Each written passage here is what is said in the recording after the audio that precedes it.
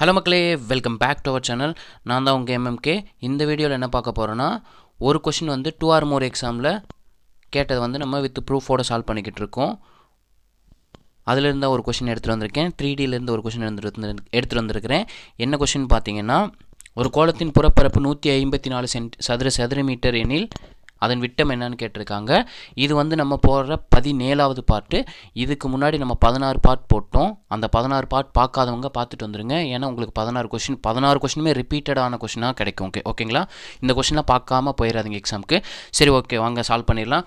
நம்ம கோளத்தோட புறப்பரப்புக்கான ஃபார்முலா என்னென்னு பார்த்தீங்கன்னா 4πr². ஓகேங்களா? 4πr² தான் நமக்கு எவ்வளோ கொடுத்துருக்காங்க? 154 கொடுத்துருக்காங்க. ஓகேங்களா? நமக்கு r தெரிஞ்சுன்னா விட்டம் கண்டுபிடிச்சலாம். r² வச்சுக்கிட்டு மீதி எல்லாமே ஈக்குவல்ட்டுக்கு அந்த சைடு கொண்டு போயிடுறேன். 154/4 இன்ட்டு பையோட வேல்யூ 22/7. 22 டிவைடட் பை 7ங்கிறது மேலே மல்டிப்ளிகேஷனில் கொண்டு போயிடுறேன். இன்ட்டு 7ன்னு போயிடும். நான் 11 அடிக்கிறேன். 2 11 22, 1 11 11, மீதி 4 4 11 44. நான் 2 அடிக்கிறேன். 2 2 7 2 14. ஓகேங்களா? அப்போ நமக்கு என்ன இருக்குது? 7 இன்ட்டு 7 டிவைடட் பை 4ன்னு இருக்குங்களா? நமக்கு ஈக்குவல்ட்டுக்கு இங்கிட்ட வந்து ஸ்கொயர் இருக்கிறது. ஈக்குவல்ட்டுக்கு அந்த சைடு போகும்போது ரூட்டில் போங்களா? இப்போ r equal to √7 × 7 divided by 4ன்னு இருக்குது. ரூட்டில் இருந்து வெளியே எடுத்தோம்னா 2 நம்பர் சேமாக இருந்துச்சுன்னா ஒரு நம்பர் வெளியே எடுக்கலாம். 7 √4ங்கிறத 2ன்னு வெளியே எடுக்கலாம். இது நமக்கு என்னது? r. நமக்கு கேட்டிருக்கிறது விட்டம் கேட்டிருக்காங்க. விட்டம் டயாமீட்டருங்கிறது 2rக்கு ஈக்குவலாக இருக்கும். இப்போ சிம்பிளாக என்ன பண்ணலாம்? நம்ம 2வை விட்டுட்டு டியோட வேல்யூ 7 எடுத்துக்கலாம். ஓகேங்களா? 2 கேன்சல் ஆயிரும். மீதி இருக்கிற 7. அப்போது நமக்கு இந்த கொஷினுக்கான டயாமீட்டர் என்ன? 7 மீட்டர். ஓகேங்களா? 7 மீட்டர்.